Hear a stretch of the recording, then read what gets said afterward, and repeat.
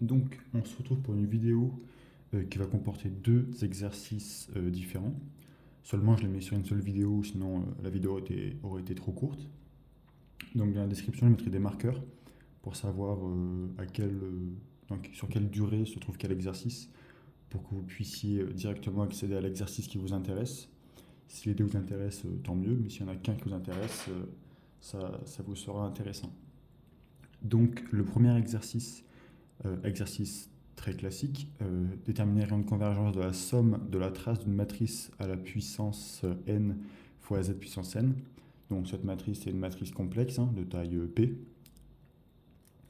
Et le but, après avoir déterminé la rayon de convergence de cette série entière, ça va être d'exprimer sa somme en fonction du polynôme caractéristique de notre matrice. Donc la première chose à traiter, du coup, c'est la rayon de convergence.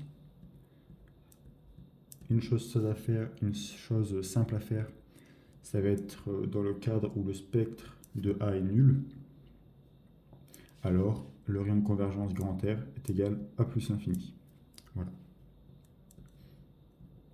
Si le spectre de A est non nul,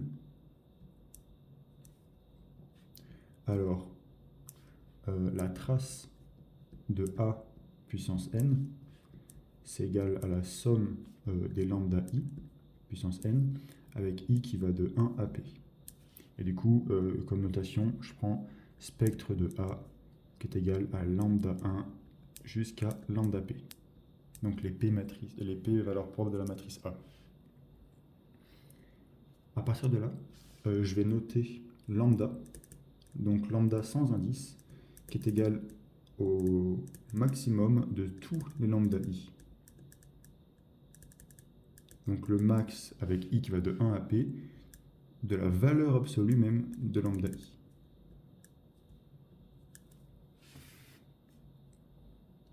Et maintenant, en gros, c'est une somme géométrique, et pour qu'une somme géométrique converge, on sait que la valeur absolue de ce qui est la puissance de l'indice de sommation doit être strictement inférieure à 1. Donc ici, on doit avoir lambda sans indice fois z qui est inférieur à 1. Voilà. Donc ça, qu'est-ce que ça nous amène?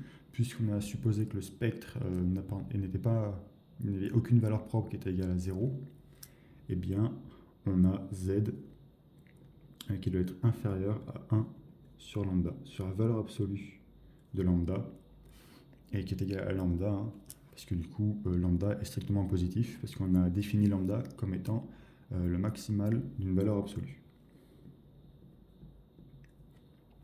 Ainsi, on a bien R, on a bien trouvé R, et on a même grand R du coup, donc convergence dans le cas où le spectre est non nul, et aucune valeur propre peut être nulle. Non, même pas, juste le spectre non nul, parce qu'on peut avoir des valeurs propres nulles, ça ne va pas nous poser de problème, puisqu'ici on prend le maximum. Il faut juste avoir le spectre non nul. Tant qu'une valeur propre est non nulle, notre calcul a un sens, puisqu'on ne divisera pas par 0. Donc le rayon de convergence, dans le cas où le spectre est non nul, est égal à 1 sur le maximum de toutes les valeurs propres. Le maximum de la valeur absolue de toutes les valeurs propres. Voilà. Donc à partir de là, on va pouvoir passer à la deuxième partie de la question. Et on peut dire que la somme de la trace de A puissance n, z puissance n, c'est égal à la somme de 1 sur 1 moins z lambda i, moins z lambda i. Donc d'où est-ce que ça sort? Eh bien, on peut mettre entre parenthèses que c'est égal à la somme de la somme. Donc la deuxième somme, ça va être i qui va de 1 à p, du coup des lambda i puissance n, z puissance n. Et du coup, après, on reconnaît une somme géométrique, et on peut faire le calcul d'une somme géométrique. Voilà. Donc maintenant qu'on a l'expression de notre série entière, le but, ça va être de la lier à l'expression du polynôme caractéristique de A, donc qui A. Donc là, comment faire? C'est une méthode globalement classique. Ça va être de s'intéresser au rapport de la dérivée du polynôme caractéristique sur le polynôme caractéristique lui-même. La dérivée du polynôme caractéristique, qu'est-ce que c'est? C'est une somme de produits. Donc on somme le produit avec dans le produit, on enlève le terme que l'on dérive globalement.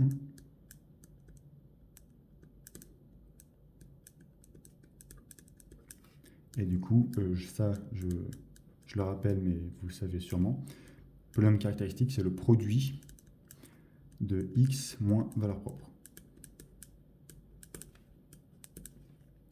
Et ça, c'est égal à la somme de 1 à p de 1 sur x moins les valeurs propres. Donc x moins lambda i. Donc c'est pas exactement ce qui nous intéresse, parce que nous on veut 1 sur 1 moins z lambda i. Et nous ici on n'a pas le 1. Donc déjà, on va faire en sorte de faire apparaître un 1. Donc on va factoriser par x en bas.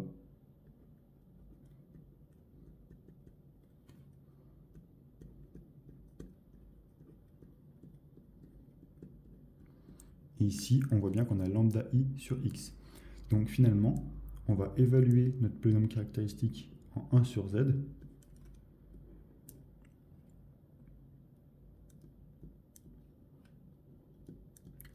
Et on va multiplier aussi par 1 sur z, parce que du coup ici, le 1 sur x va nous poser problème, on va vouloir le simplifier. Et ça, du coup, à quoi est-ce que c'est égal? Eh bien, c'est bien égal à la somme de 1 à p de 1 sur 1 moins z lambda i. Voilà. Donc du coup, l'expression qu'on a de notre série entière, c'est celle-là. Voilà. Donc maintenant, on va pouvoir passer à la question 2. Donc la question 2, là on va parler de probabilité. Donc on va prendre x et y, deux variables aléatoires indépendantes suivant la même loi géométrique de paramètre p. Et le but de l'exercice, ça va être de trouver la probabilité d'avoir notre matrice x moins y qui est nilpotente. Voilà. Donc du coup, là aussi, une question très classique. Donc il faut savoir la traduire comme il faut. Qu'est-ce que ça veut dire d'avoir notre matrice nilpotente? Puisque ici, elle est de taille 2, ça veut dire que déjà notre matrice est non nulle, premièrement. Sinon, il n'y a pas vraiment... Ici, sinon, il n'y a pas vraiment d'exercice.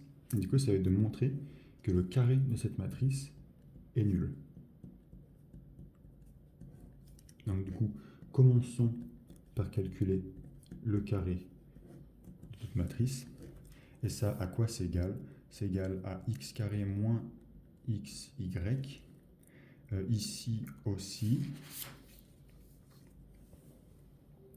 Et après, en bas, c'est pas x carré moins xy, c'est y carré moins xy.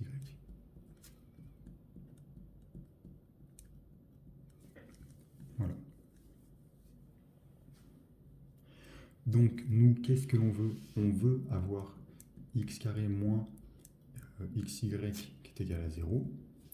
Donc ça veut dire x carré qui est égal à xy.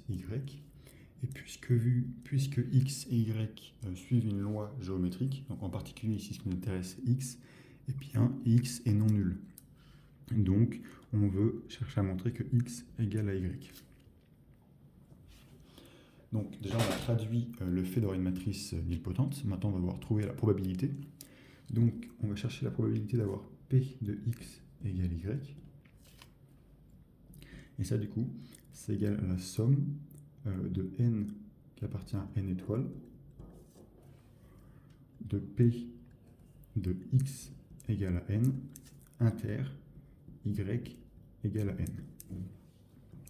Puisque x et y sont des variables aléatoires indépendantes, notre intersection est égale au produit de nos probabilités, donc p de x égale n fois p de y égale n. Et maintenant, puisque ces deux variables aléatoires suivent des lois, une même loi géométrique de paramètre P, et bien du coup, on a la somme de n qui appartient à n étoiles de P carré fois Q puissance n moins 2. Voilà. Donc avec Q qui est égal à 1 moins P. Donc du coup, maintenant, on peut faire le calcul de cette somme. On reconnaît une loi géométrique partant de 1, donc c'est égal.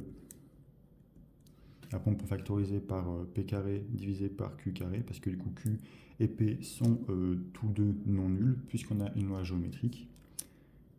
Et du coup, ici, qu'est-ce que l'on obtient?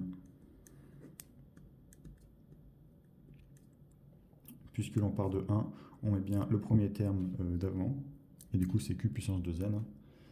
Là est la particularité. Et du coup, on a bien Q carré qui est valeur absolue de Q carré qui est inférieure à 1, parce que du coup, ça appartient à une loi géométrique, donc Q et P sont tous deux positifs et inférieurs à 1. Donc ici, le calcul peut se simplifier. Et après, pour encore avoir une expression un peu plus jolie, on peut dire que 1 moins Q carré, c'est égal à 1 moins Q fois 1 plus Q, et que P carré, c'est égal à 1 moins Q au carré. Donc finalement, la probabilité d'avoir x égale à y, qui est égale à la probabilité d'avoir notre matrice nilpotente, eh bien, c'est égal à P sur 1 plus Q. Voilà.